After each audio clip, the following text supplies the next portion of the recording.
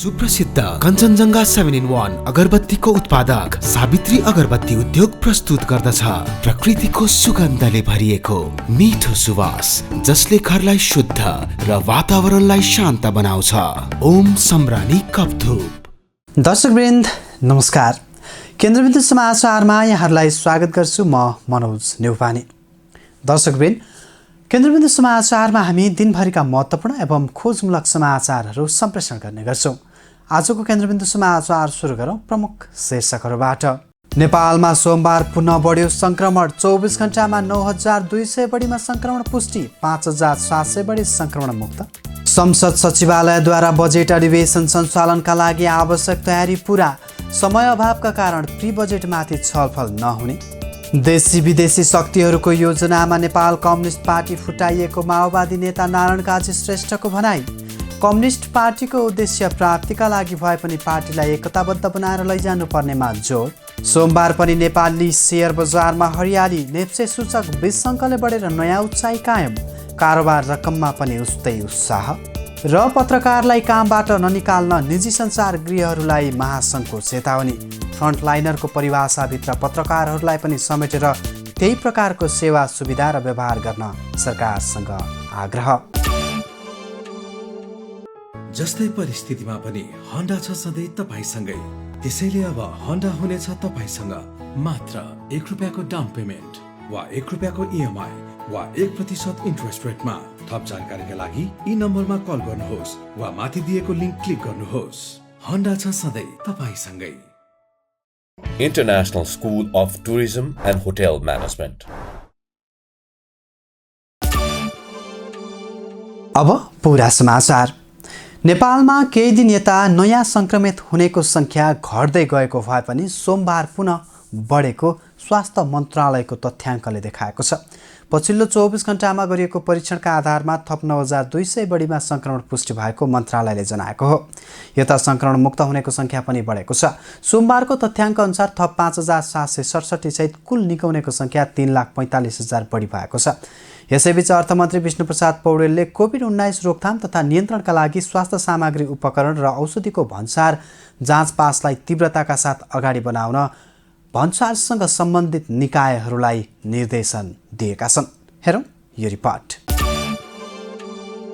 नेपालमा थप 9247 जनामा कोरोना भाइरसको सङ्क्रमण पुष्टि भएको छ। पछिल्लो 24 घण्टामा देशभर गरिएको एन्टिजेन र पिसिआर परीक्षणका क्रममा सोमबार थप 9247 जनामा सङ्क्रमण पुष्टि भएको हो। स्वास्थ्य तथा जनसङ्ख्या मन्त्रालयका अनुसार पछिल्लो 24 घण्टामा देशभरका प्रयोगशालाहरूमा गरी 21653 जनाको आरटीपीसीआर विधिबाट नमुना परीक्षण गरिएको थियो। आरटीपीसीआर विधिबाट गरिएको परीक्षणका क्रममा 9198 जनामा सङ्क्रमण पुष्टि भएको हो। त्यस्तै सोही अवधिमा 434 जनाको एन्टिजेन परीक्षण गरिएको मन्त्रालयले जानकारी दिएको छ। एन्टिजेन परीक्षणका क्रममा 49 जनामा कोरोना सङ्क्रमणको सङ्केत एन्टिजेन पोजिटिभ देखिएको हो। सोमबार थपिएका सङ्क्रमितसँगै नेपालमा हालसम्म कोरोना भाइरसबाट सङ्क्रमित हुनेको सङ्ख्या 4,64,218 पुगेको छ। हालसम्म सङ्क्रमण भएका मध्ये आज थप 5767 सहित 3,45,523 जना सङ्क्रमण मुक्त भएको पनि मन्त्रालयले जानकारी दिएको छ। मन्त्रालयका अनुसार हाल देशभर 1,13,480 जना सक्रिय सङ्क्रमित रहेका छन्।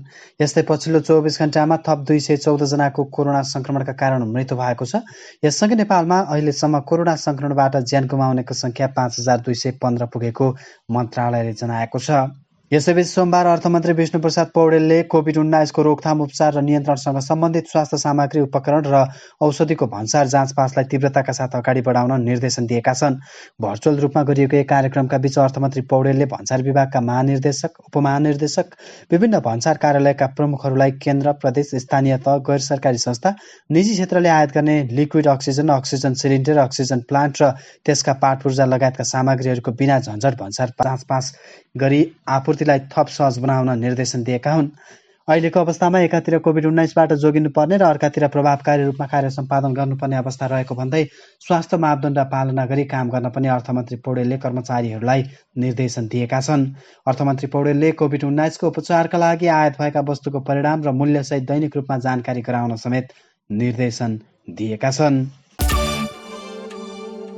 संविधानमा गरिएको व्यवस्था अनुसार हरेक वर्षको जेठ 15 गते सङ्घीय संसदको संयुक्त सदनमा आउँदो आर्थिक वर्षको बजेट प्रस्तुत गर्नुपर्छ। तर यस वर्ष आगामी आर्थिक वर्ष 2078-69 को बजेट संसदमा प्रस्तुत गर्ने सम्बन्धमा सरकार मौन छ। यद्यपि सङ्घीय संसद सचिवालयले भने बजेट अधिवेशन सञ्चालनका लागि आवश्यक सम्पूर्ण तयारी गरेको जनाएको छ।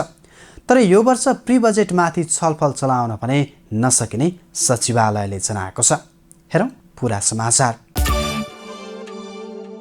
सङ्घीय संसद सचिवालयले बजेट अधिवेशन सञ्चालनका लागि आवश्यक सम्पूर्ण तयारी पूरा गरेको छ।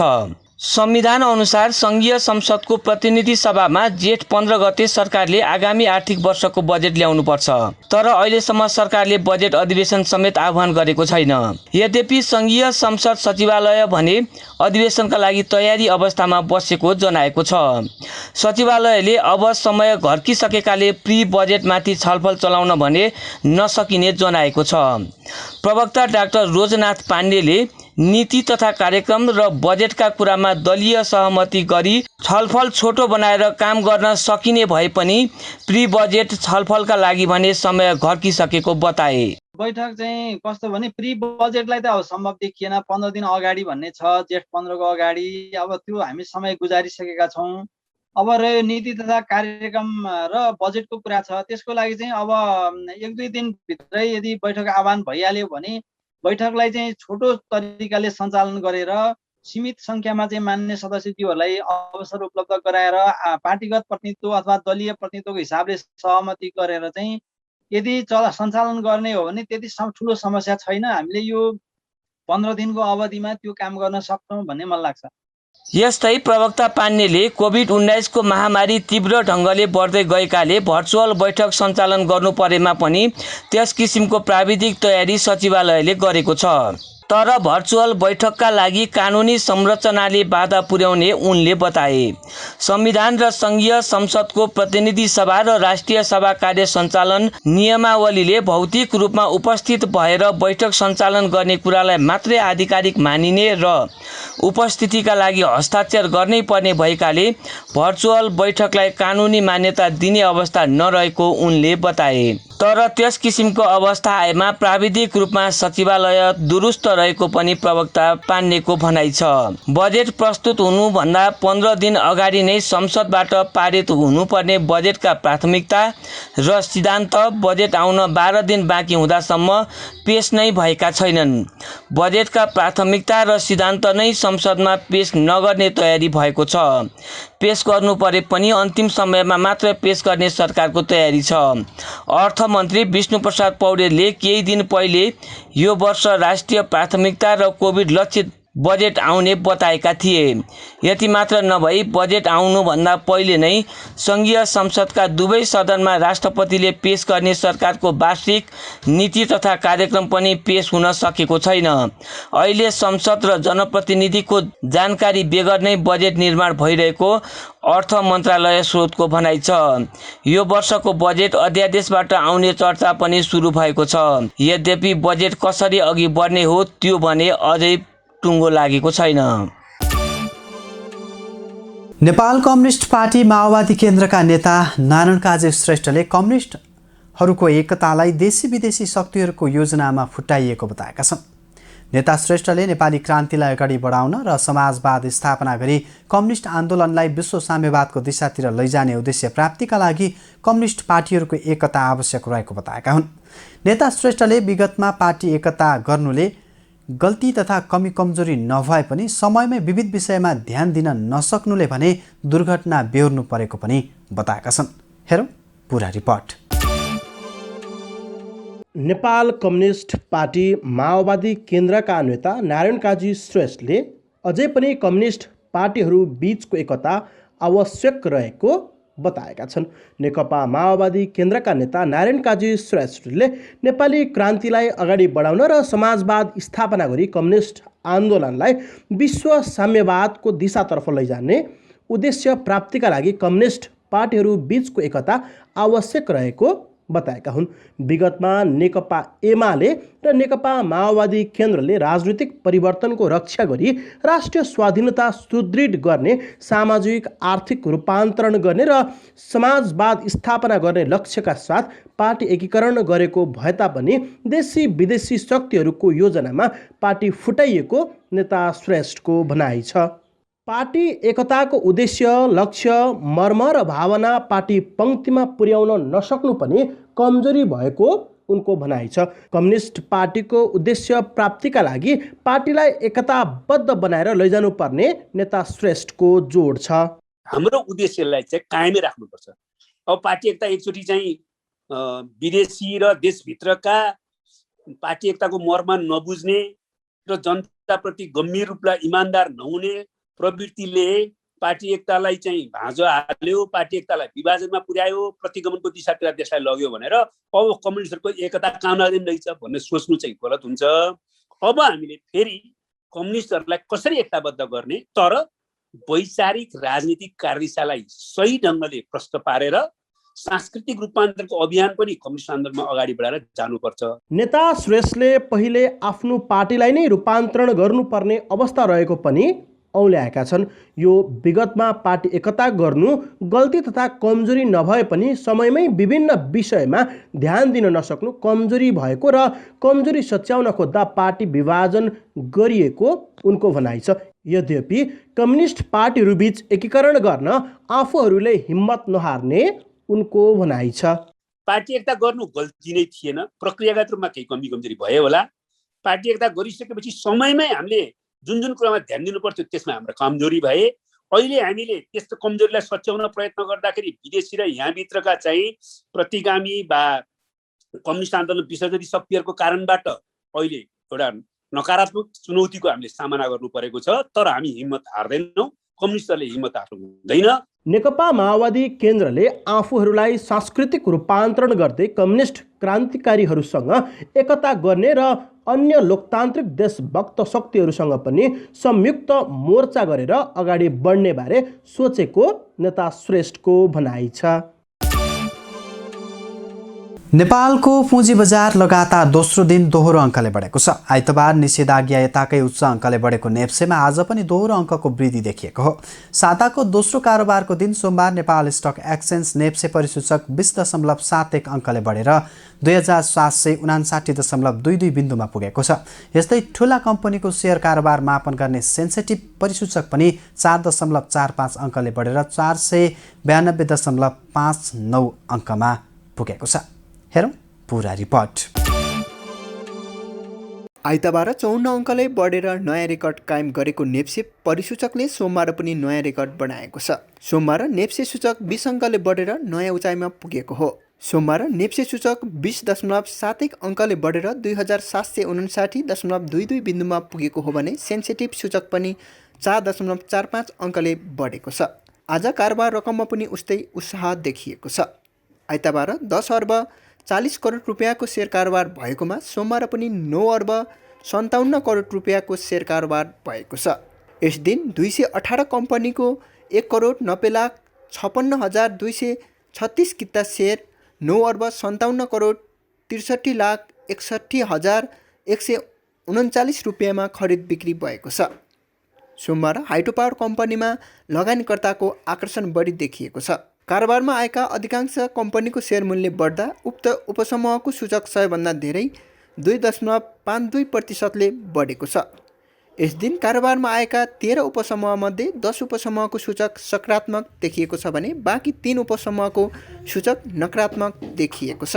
सोमबार कारोबारमा आएका 11 वटा कम्पनीको सेयर सकारात्मक सर्किट लेभलमा कारोबार भएको छ, जसमा रुडु जलविद्युतको सेयर मूल्य 100 भन्दा धेरै 10% बढेको छ भने समता घरेलु लघुवित्तको 9.98%, राँदी विद्युतको 9.94%, कर्पोरेट डेभलपमेन्ट ब्याङ्कको 9.93% र प्रोग्रेसिभ फाइनेन्सको 9.91%ले बढेको छ।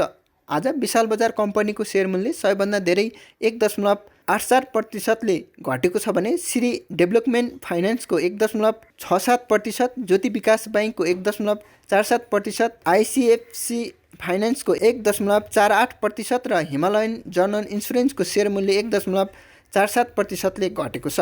सोमबार पनि नेपाल पुनर्जीमा कम्पनीको उच्च कारोबार हुने कम्पनीको पहिलो स्थानमा रहेको छ।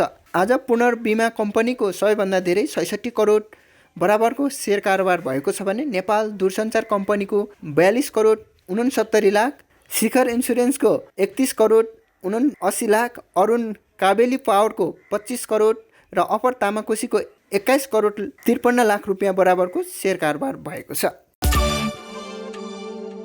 पत्रकार महासङ्घले कोरोना महामारीका बेला विभिन्न बहानामा पत्रकारलाई कामबाट ननिकाल्न निजी सञ्चार गृहहरूलाई आग्रह गरेको छ। महामारीको दोस्रो लहरमा पनि निजी सञ्चार गृहहरूले श्रमजीवी पत्रकारहरूलाई निकाल्न थालिएको सूचना आएको भन्दै महासङ्घले कुनै पनि बहानामा पत्रकारलाई रोजगारी नखोज्न चेतावनी दिएको हो। महासङ्घले महामारीको समयमा पत्रकारहरू फ्रन्ट लाइनमा बसेर काम गरिरहेको भन्दै फ्रन्ट लाइनरको परिभाषाभित्र पत्रकारहरूलाई पनि समेटेर त्यही प्रकारको सेवा सुविधा र व्यवहार गर्न पनि सरकारसँग आग्रह गरेको छ। हेरौँ यो रिपोर्ट। नेपाल पत्रकार महासङ्घले कोरोना महामारीको बेलामा पत्रकारलाई कामबाट ननिकाल्न निजी सञ्चार गृहहरूलाई चेतावनी दिएको छ। कोरोना महामारीको दोस्रो लहरमा पनि निजी सञ्चार गृहहरूले श्रमजीवी पत्रकारहरूलाई निकाल्न थालिएको सूचना आएको भन्दै महासङ्घले कुनै पनि बहानामा पत्रकारलाई रोजगारी नखोज्न चेतावनी दिएको हो। नेपाल पत्रकार महासङ्घका महासचिव रोशन पुरीले कोरोना महामारीका बेला कुनै पनि बहानामा पत्रकारलाई निष्कासन नगर्न आग्रह गरे। उनले कोभिड-19 को पहिलो लहरमा जस्तै दोस्रो लहरमा पनि पत्रकारलाई निष्कासन गर्न सुरु गरिएको र निष्कासित भएका पत्रकारहरूको निम्ति महासङ्घले कानुनी लडाईँ लड्नुका साथै दबावमूलक काम गरिरहेको बताए। महासङ्घले कोभिडको दोस्रो लहरमा निष्कासनमा परेका 9 जनाको पूर्ण नियुक्ति समेत गराएको महासचिव पुरीले बताए। त्यसैगरी 5 वटा सञ्चार माध्यमलाई 7 दिनभित्र पत्रकारहरूको समस्या समाधान गर्न अल्टिमेटम दिएको पनि उनले जानकारी दिए। हामीले यहाँलाई स्मरण गराउँ, मैले पत्रकार महासङ्घले श्रम समस्यासँग जोडिएका कुराहरू अहिले पनि 1 हप्ता जति हुन लाग्यो। हामीले श्रमसँग जोडिएका 5 वटा सञ्चार माध्यमहरूलाई चाहिँ 7 दिनभित्र यो समस्या समाधान गर्न भनेर आग्रह गरेका छौँ। हामीले सरकारलाई पनि बेला बेलामा घचघचाइरहेका छौँ। त्यो भनेको मैले यहाँलाई जानकारी गराउँ, अर्थ मन्त्रालयमा गएर हामीले अर्थमन्त्रीसँग, सञ्चार मन्त्रालयमा गएर सञ्चार मन्त्रीसँग, हामीले सरकारका निकायका विभिन्न विभागहरू मार्फत पनि हामीले दबाब दिइरहेका छौँ। हाम्रो बजेटसँग जोडिएका कुराहरूमा पनि हाम्रो ध्यान चाहिँ कहाँनिर छ भने पेसाबाट विस्थापित भएका पत्रकारहरूलाई पुनर्स्थापित गर्ने कसरी त्यो काम गर्नु पर्यो एउटा।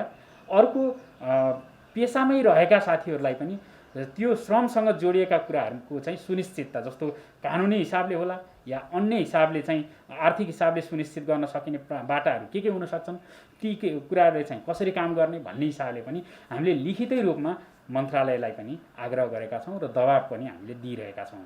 महासचिव पुरीले ऐन बनाउने र कार्यान्वयन नगर्ने विडम्बनाबाट सरकारमाथि उठ्नुपर्ने आवश्यकता औँलाए।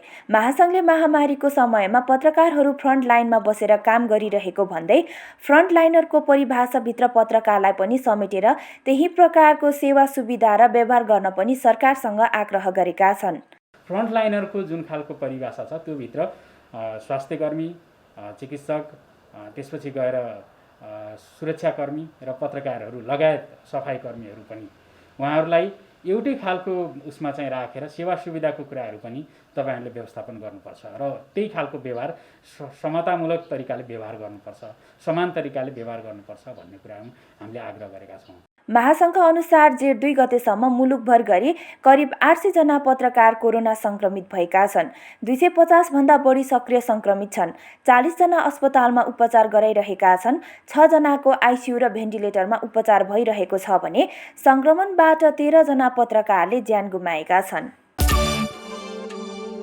हस्त दर्शकवृन्द, आजका लागि केन्द्रबिन्दु समाचार सकिएको छ। भोलि पुनः यसै समयमा हामी उपस्थित हुने नै छौँ। तबसम्मका लागि बिदा दिनुहोस्। केन्द्रबिन्दु न्युज हेर्दै गर्नुहोला। नमस्कार। कलङ्कीमा अवस्थित नेपालकै पहिलो ठुलो र अत्याधुनिक होलसेल बजार एनबिटिसी सञ्चालनमा कम्प्लेक्समा सम्पूर्ण फेन्सी तथा कस्मेटिक सामानहरू होलसेल मूल्यमा उपलब्ध छन्।